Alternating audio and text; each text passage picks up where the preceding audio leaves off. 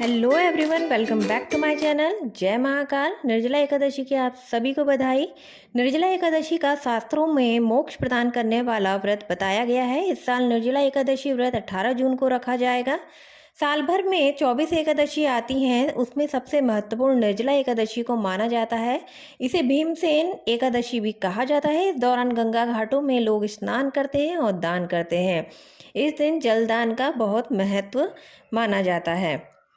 आइए कथा सुनते हैं।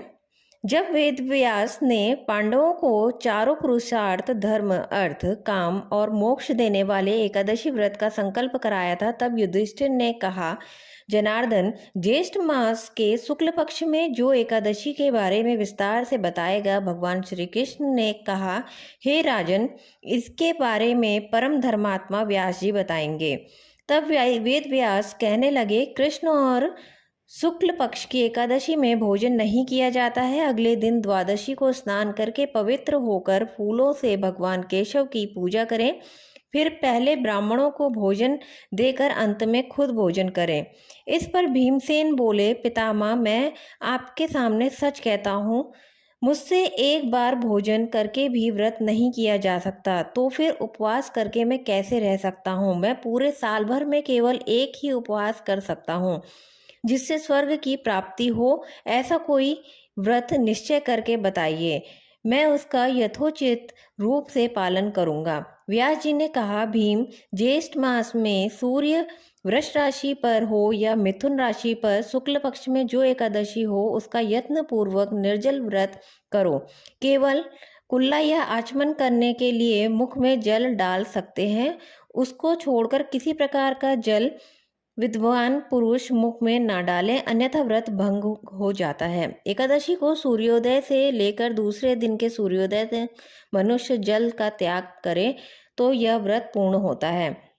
इसके बाद द्वादशी को प्रभात काल में स्नान करके ब्राह्मणों को विधि पूर्वक जल और स्वर्ण का दान करें। इस प्रकार सब कार्य पूरा करके जितेंद्रिय पुरुष ब्राह्मणों के साथ भोजन करें।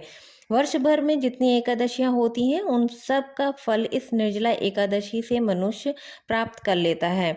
जिन्होंने श्रीहरि की पूजा और रात्रि में जागरण करते हुए इस निर्जला एकादशी का व्रत किया है, उन्होंने अपने साथ ही बीती हुई 100 पीढ़ियों को और आने वाली 100 पीढ़ियों को भगवान वासुदेव के परम धाम में पहुंचा दिया। जो इस एकादशी की महिमा को भक्ति पूर्वक सुनता है अथवा उसका वर्णन करता है, वह स्वर्ग लोक में जाता है।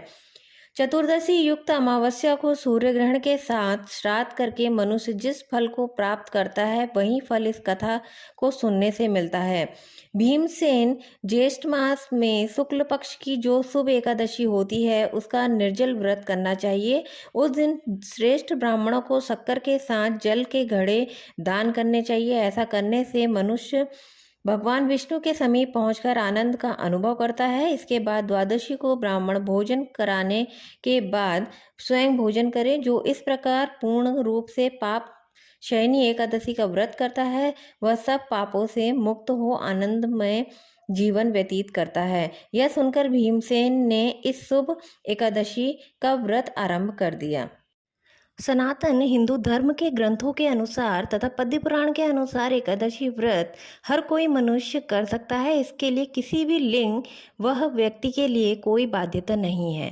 तो दोस्तों, वीडियो पसंद आई हो तो लाइक, शेयर, कमेंट करें और सब्सक्राइब जरूर करें। जय Mahakal. Thank you for watching.